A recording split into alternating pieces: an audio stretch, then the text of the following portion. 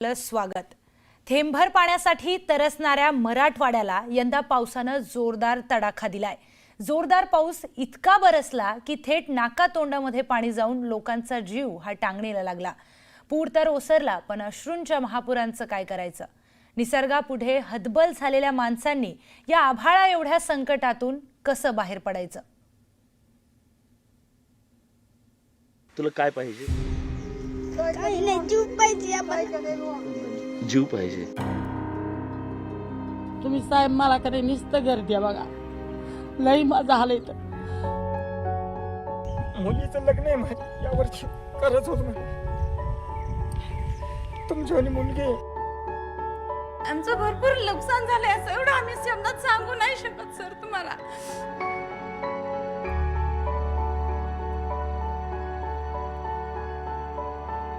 महापूर आला आणि सगळं वाहून घेऊन गेला।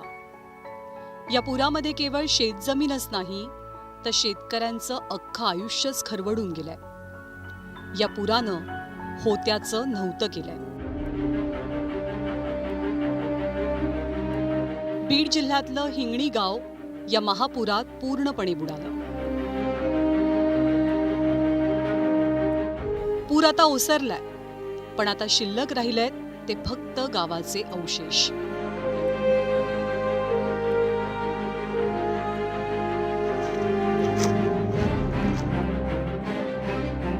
कधी काळी इथे गाव होतं यावर कुणाचाही विश्वास बसणार नाही, अशी भीषण अवस्था या गावाची झाली आहे। महापुराच्या जखमा आणि खाणाखुणा आज इथं प्रत्येक घरात दिसतायत। संपूर्ण संसार इथं उद्ध्वस्त झालाय। घराची ही अवस्था झाली आहे। या घरात पाणी कुठपर्यंत होतं हे आपल्याला यावरून स्पष्टपणे दिसू शकतं। संपूर्ण घरभर गाळ पसरलाय। घरात ह्या इथपर्यंत पाणी होतं आणि हे संपूर्ण पाण्याखाली 72 तास होतं।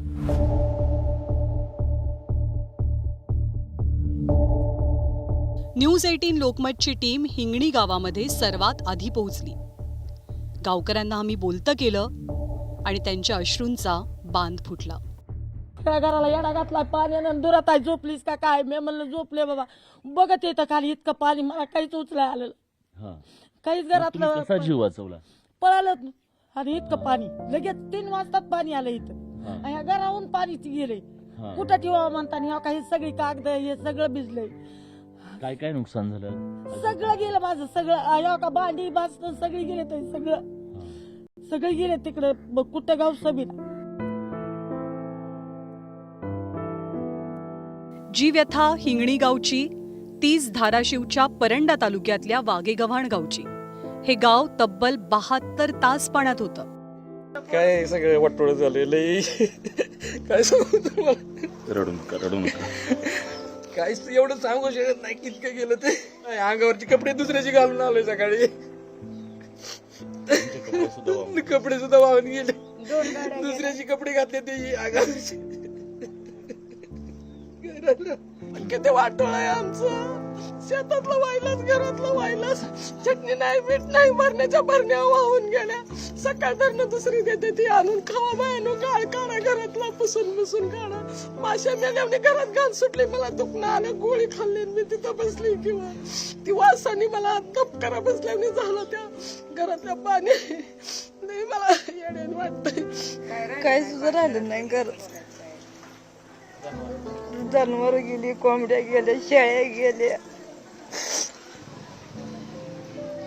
खायला सुद्धा नाही आता करत काय।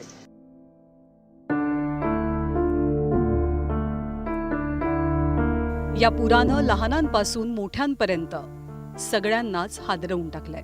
पाण्याची भीती वाटते। पाण्याची भीती वाटते? तुझं दप्तर वाहून गेलं? शैक्षणिक साहित्य वाहून गेलं सगळं? तुला काय पाहिजे? काही नाही, जीव पाहिजे आम्हाला। आम्हाला समजत नव्हतं काय करावं। आम्हाला वाटायचं की आम्ही मरून जाईल।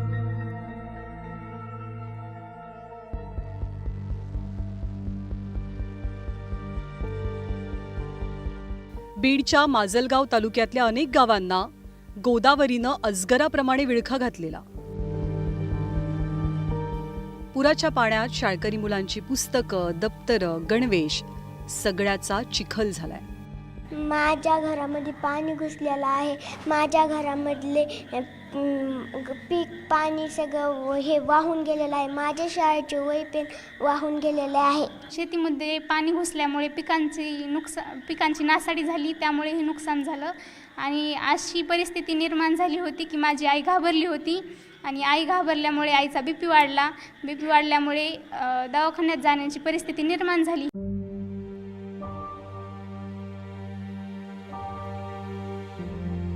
घरं पाण्याखाली गेल्यामुळे माजलगाव मधल्या पूरग्रस्तांनी शाळेत आश्रय घेतला, पण इथेही त्यांना संघर्षच करावा लागतोय.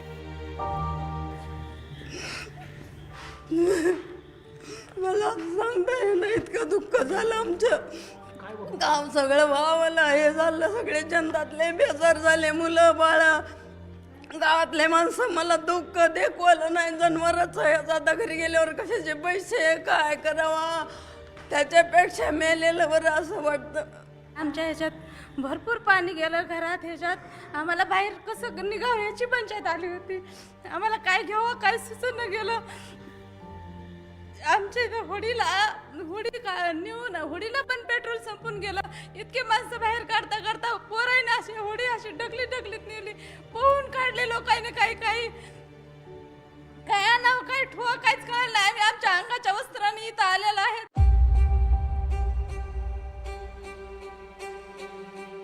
सिल्लोडच्या देऊळगाव बाजार गावातील एका बापाचं दुःख हे अनेकांच्या डोळ्यात पाणी आणणार आहे. 15 मुलगी माझी, यावर्षी लग्न करायचं होतं दिवाळीच्या नंतर. अद्रक लावली, मला चांगलं स्थळ पाहू. तर सावखेड बुद्रुक मधील शेतकरी महिलेची व्यथा ऐकलीत तर अंगावर काटा आल्याशिवाय राहणार नाही. 50-60 तर कमी होती. बकऱ्या होत्या, गाईचं होतं, शेड होतं, सगळं वाहून गेलं. आम्ही काय करायचं, कशावर पैसा द्यायचा. आता दाराची लोक येतील त्याला काय सांगायचं. काची मजबुरी कोणाचीच नाही झाली. आमची भलती फार नुकसान झाली. आता ही नुकसान कशाला भरायची, आम्ही ना काय करायचं. भिंत खचली, चूल विझली, होतं नव्हतं गेलं. कवी कुसुमाग्रजांच्या कवितेच्या या ओळी आज हे सगळे पूरग्रस्त प्रत्यक्षात अनुभवतात.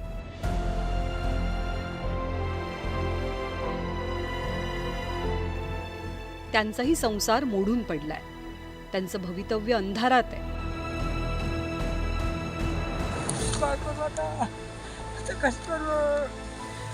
आणि आता फक्त आणि फक्त सरकारचा मदतीचा हात त्यांच्या आयुष्यात आशेचा किरण घेऊन येणार आहे. विलास बढे, लक्ष्मण घाटोळ आणि प्रियंका लाठीसह ब्युरो रिपोर्ट, न्यूज 18 लोकमत. तर मराठवाड्याची काय परिस्थिती अतिवृष्टीच्या पावसानं झाली आहे याचं सगळं चित्र अतिशय विदारक आहे. पुढची एक